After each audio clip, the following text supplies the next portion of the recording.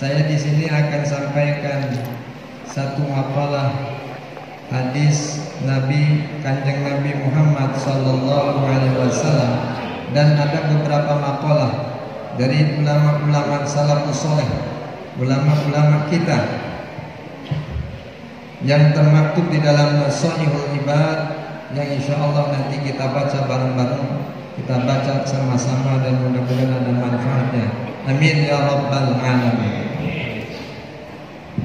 Bismillahirrahmanirrahim. Qala Nabi sallallahu alaihi wasallam, wis ngendika sapa Nabi Muhammad sallallahu alaihi wasallam, salat satu nafarin yudhilluhumullahu tahta dhilli 'arsy yauma la dhilla illa dhilluh.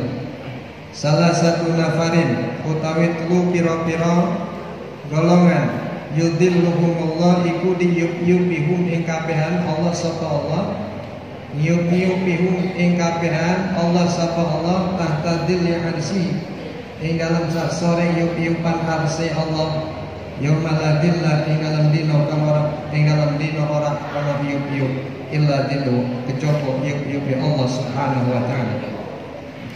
Jadi kata Nabi Muhammad sallallahu alaihi wasallam, ada 3 kelompok nanti di akhirat akan mendapatkan naungan dari Allah Subhanahu wa taala, di mana tidak ada naungan nanti itu kecuali naungan Allah. Kapan? Yaumul qiyamati, nanti pada hari kiamat. Yang pertama, bapak-bapak, siapa sih kelompok dari 3 kelompok itu? Yang pertama adalah al-mutawaddi'u fil makarih, utawi kang awal iku wong kang wudu ing dalam nyempurnaaken wudu fil makarihi ing dalam waktu-waktu kang sulit, masyaqqah. Dan pertama adalah orang yang menyempurnakan wudu di hari yang makruh, di hari yang masyaqqah, di waktu-waktu yang masyaqqah. Makarih di sini jamak makruhin, jamak dari makruh, bi fathil mim, dipatahkan mimnya makruh. Ya. Wa dan rohnya. Makarih bi fathil mim, ya, dipatahkan mimnya, maka dan dikasrahkan rohnya. Makarih jamak dari makruh. Ai fi awqatil masyaqqati wa hiya awqatil bardi syadid, yaitu waktu-waktu yang sangat sulit, waktu yang ditafsirkan di sini waktu yang sangat dingin, bapak-bapak. Jadi ketika kita menyempurnakan wudu di waktu yang sangat dingin, kapan? Yaitu pada waktu Isya, pada waktu Maghrib, pada waktu subuh. Maka di sini adalah waktu fi awqatil masyaqqah, yaitu waktu-waktu yang sangat dingin. Maka ketika kita menyempurnakan wudu kita di waktu-waktu itu, maka nanti akan dinaungi oleh Allah nanti di akhirat, di mana tidak ada naungan. Naungan di situ adalah mendapatkan rahmat Allah Subhanahu wa taala. Kalau sudah mendapatkan rahmat Allah, jelas kita mendapatkan syafaat Kanjeng Nabi Muhammad sallallahu alaihi wasallam. Maka kalau kita lihat dari sisi kalimatnya al-mutawaddi, di situ menggunakan kalimat isim, yaitu isim fa'il. Artinya mayang di dalam wudunya istiqamah, tidak menggunakan kalimat fi'il. Artinya ketika kita menyempurnakan wudu terus mayang, sampai kapan? Hatta yalqa rabbah, sampai kita menghadap Allah. Tetap kita menyempurnakan wudu kita. InsyaAllah kita nanti di akhirat akan mendapatkan syafaat Nabi Muhammad SAW. Wudu ini bapak-bapak, di dalam keterangan Syarah Al-Usbudiyah, wudu ini ibarat kita mandi, bapak-bapak. Setiap harinya kita mandi 5 hari, badan kita bersih. Itu filosofinya. Artinya kalau kita setiap hari bersihkan dosa-dosa kecil kita ini, maka tidak akan berbekas dosa-dosa kecil yang ada nempel di dalam tubuh kita ini, bapak-bapak ini. Maka tafaulan kepada Nabi Adam alaihissalatu wassalam. Nabi Adam alaihissalam ketika sebelum diturunkan oleh Allah di muka bumi ini, kenapa? karena dijerumuskan oleh iblis. Iblis waktu itu di luar surga, tidak bisa masuk. Maka untuk sebagai wasilah menggoda Nabi Adam alaihissalam, bumi tanah yang diperintahkan oleh iblis untuk menggoda Nabi Adam alaihissalam. Maka tanah kemudian membisik-bisikkan kepada Nabi Adam alaihissalam untuk memakan buah larangan. Maka yang pertama yang dilakukan oleh Nabi Adam alaihissalam adalah tawajjaha biwajhi, dipandang itu buah larangan itu yang dilarang oleh Allah dengan wajahnya. Maka dosa yang pertama dilakukan oleh Nabi Adam adalah wajahnya. Ini adalah intisyar, isyarah bahwa ketika kita wudu bi amri nabiyina Muhammad sallallahu alaihi wasallam, dengan perintah kanjeng Nabi Muhammad sallallahu alaihi wasallam, biasa manusia yang banyak dilakukan dosa kecil itu melalui wajahnya. Di dalamnya ada mulut, di dalamnya ada telinga, di dalam wajah itu ada mata. Dosa yang sering dilakukan oleh manusia ini sekitar wajah, antara mata, mulut, telinga. Oleh karena itu diperintahkan oleh Nabi kita Muhammad sallallahu alaihi wasallam kita ketika berwudu membasuh muka kita dalam rangka membersihkan dosa-dosa yang ada di dalam wajah kita. Ini tafakulan kepada Nabi Adam alaihi salatu wassalam.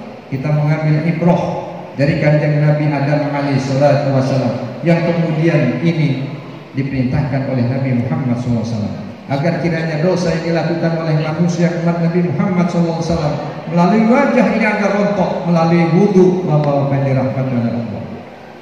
Kemudian setelah dipandang buah kulti oleh Nabi Adam alaihi salatu wassalam, kemudian dipetik melalui tangannya Nabi Adam alaihi salatu wassalam. Oleh karena itu dosa yang dilakukan yang kedua oleh Nabi Adam, yaitu tangannya. Dan kita tafakulan kepada Nabi Adam diperintahkan oleh kanjeng Nabi Muhammad SAW. Dosa yang sering dilakukan oleh manusia yang kedua biasanya ada dilakukan oleh tangannya. Kadang untuk memukul orang, coret sana coret sini tangannya, yang menulis angka yang berlebihan dilakukan oleh tangan manusia. Oleh karena itu Nabi Muhammad di dalam wudu memerintahkan membasuh tangannya untuk menghilangkan dosa-dosa yang ada di tangan manusia. Setelah itu membasuh kepalanya. Setelah itu Nabi Adam setelah dipetik buah itu diletakkan di kepalanya, dan setelah itu berjalan. Oleh karena itu kita di dalam wudu diperintahkan oleh Nabi Muhammad SAW. Biasa yang sering dilakukan dosa oleh manusia setelah tangan, biasanya kepalanya, kemudian kakinya. Ini bapak-bapak yang dirahmati oleh Allah. Maksudnya bapak-bapak yang dirahmati oleh Allah, di dalam wudu kita menyempurnakan wudunya, dibasuh kepala kita dengan sempurna. Niat nawaitul ghusla dan seterusnya itu ketika muqtarinan bil wajhi, yang pertama kali air itu nempel di wajah kita, di situ niat.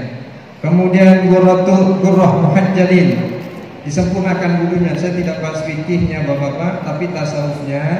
Artinya orang yang menyempurnakan wudu fi masyaqqah, ay fi awqatil masyaqqah, yaitu di waktu-waktu yang sangat sulit, yaitu malam, wudu sholat maghrib, wudunya sholat isya, wudunya sholat pagi, yaitu sholat subuh. Ini adalah waktu yang sangat dingin sekali. Ketika kita menyempurnakan wudunya pada waktu-waktu itu, akan dilipat gandakan, akan mendapatkan naungan dari Allah Subhanahu wa ta'ala, al-mutawaddi'u fil makarih. Lalu yang kedua bapak-bapak yang dirahmati oleh Allah, kelompok yang kedua yang akan dinaungi oleh Allah nanti di akhirat, wal masyi ilal masajid fi dhulam, lan utawi kaping done al masyi wong kang lumaku ilal masajid muga maring pira-pira masjid fi dhulam ing dalam waktu petang. Jadi yang kedua, kelompok yang kedua yang akan didapat naungan oleh Allah adalah orang yang sering, orang yang melazimkan kakinya melangkah pada waktu zalam, waktu malam, yaitu sholat maghrib, sholat isya, sholat subuh ke masjid. Bapak-bapak yang dirahmati Allah. Pada waktu malam yaitu baina isya'ain, ada amaliyah yang bisa nempong bapak-bapak, bisa nyusul. Kalau kita sering apa pada waktu SMP-nya, pada waktu SMA-nya, SMP 3 tahun, SMA 3 tahun, 6 tahun, Bapak dirahmati Allah. Kita ada wajiban mengqadha salat-salat yang telah lewat bapak-bapak. Kemudian ini ada remisi dari kanjeng Nabi Muhammad SAW. Ada amalia yang bisa nempong, amalia yang luar biasa ini baina isya'ain, antara dua isya. Disarahi di sini antara maghrib dengan isya. Ada sholat apa? Sholat dua, antara dua isya itu adalah sholat awabin, yaitu sholat kita minta pengampunan kepada Allah Subhanahu wa ta'ala.